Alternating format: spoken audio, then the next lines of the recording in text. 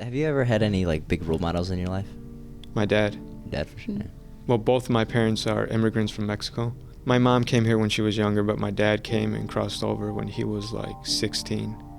With that came, I felt like I didn't belong at school. I didn't belong like here in the US.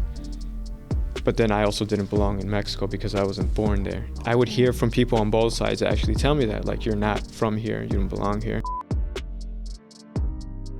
Would you say you feel really connected to your culture? Because you said both your parents are from Mexico.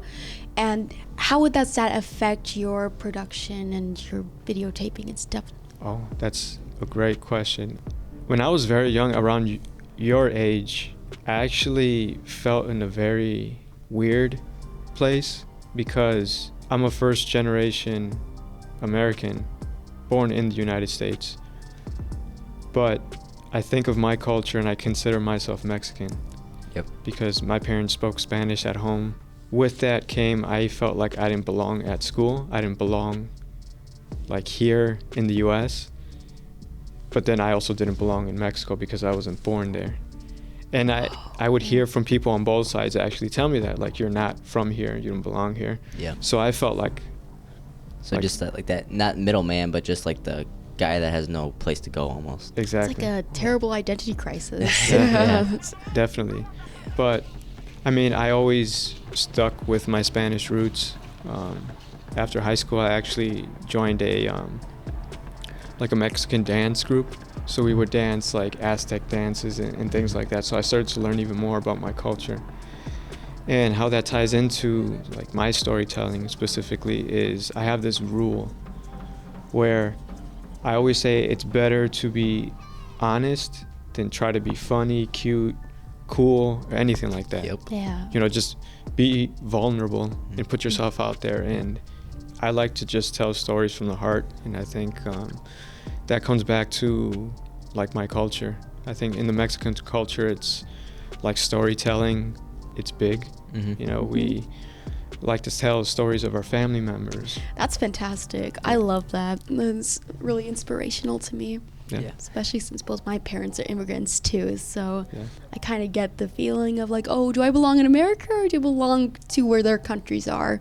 Especially when I meet my relatives from there. It's just kind of isolates yourself a little bit. So thank you for sharing that with us. 100%. And one thing I'll say is, like, don't let anyone tell you where you're not from or where you belong or what you are or what you shouldn't be or what you should do. I mean, you ultimately decide who you want to be. And then, have you ever had any like big role models in your life? My dad, Your dad for sure. the stories he would tell me, I mean, he like didn't really have a childhood. He was forced to grow up very young. Yeah. So he was a man by the time he was like 12.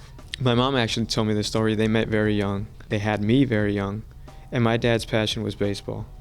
Mm-hmm. So he actually got an invite from the Milwaukee Brewers to try out for the team. Really? Oh, that's cool. So Okay. around the time when I was born, but he turned it down because I was born. Born. Oh, bummer. yeah. So he's forever my role model, and that's the biggest reason why, you know, I told him when I gave him the ring, like, this is your name's on it. Mhm. Mhm. You know, I bear your name, I stand on your shoulders, and yeah, everything I do is because of you, Oh. and my mom too. So Yeah. Oh, he must have loved that. Yeah. Yes. yeah, it was Definitely a tough. special moment. Yeah. Yes. Yeah. To you. What was your favorite project, if you have one, or one you really enjoyed making? I would say it was starting my YouTube channel, Mm-hmm. because when we found out at the Bucks that we were all going to get a championship ring, I was like, okay, what am I going to do with this thing? Like I told you guys, I had a plan for it. I don't Yep. want it. And I thought, me and my dad have the same name. You know, my mother named me after my father. Like I'm dumb. How did I not think of this earlier? Like, of course I'm going to give it to my dad.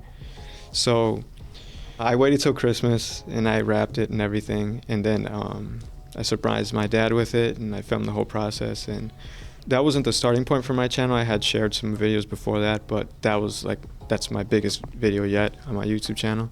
Mm-hmm. And I think from that, I learned that I like not only storytelling, but using my story to spread positivity and try to see, I guess, the bright side of things. You know, even if you lose a loved one, you can still help other people who, you know, are mourning there with you. Mm-hmm.